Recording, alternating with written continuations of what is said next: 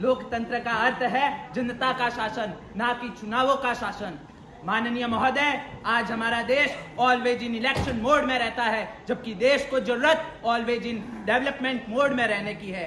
महोदय, इसी संदर्भ में मैं राजपुरोहित पोर्टफोलियो श्री फणिभूषण चौधरी सदन के पटल पर एक राष्ट्र एक चुनाव के समर्थन में अपने विचार रखने के लिए खड़ा हुआ हूँ। महोदय, 2017 की नीति आयोग की रिपोर्ट पर एक नजर डाले तो रिपोर्ट में यह उल्लेख मिलता है कि पिछले 30 वर्षों में एक वर्ष भी ऐसा नहीं गुजरा जहां देश में कहीं ना कहीं चुनाव ना हुआ हो।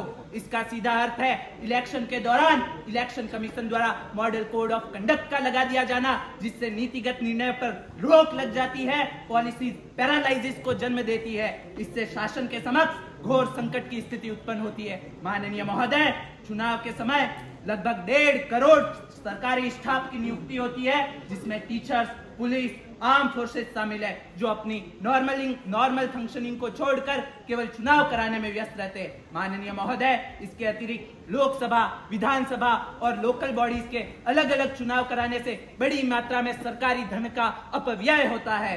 केवल 2024 के लोकसभा चुनाव की बात करूं तो 1,30,000 करोड़ रुपए पानी की तरह बहा दिया गया। यदि इनमें विधानसभा और लोकल बॉडीज के चुनावों को जोड़े तो यह आंकड़ा और बड़ा होगा।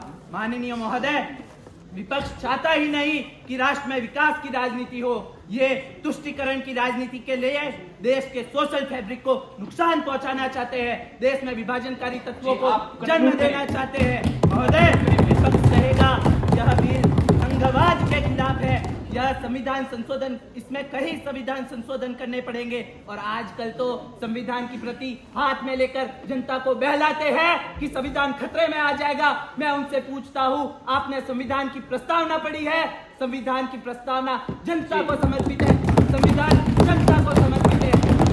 अगर उसी जनता उसी जनता के लिए संविधान संशोधन करने पड़े तो मिलकर संविधान संशोधन करेंगे। महोदय, सागर रूपी विकसित भारत के लक्ष्य को प्राप्त करने हेतु एक राष्ट्र एक चुनाव एक नदी के रूप में कार्य करेगा, जो अंततः सागर में मिलेगी। अंत में महोदय, मैं पूरे सदन से इस बिल के पक्ष में सहमति चाहते हुए विपक्ष से कहता हूं कि अलग अलग सुर क्यों जब राग एक है, अलग अलग सुर क्यों जब राग एक है, बार बार चुनाव क्यों जब राष्ट्र एक है। और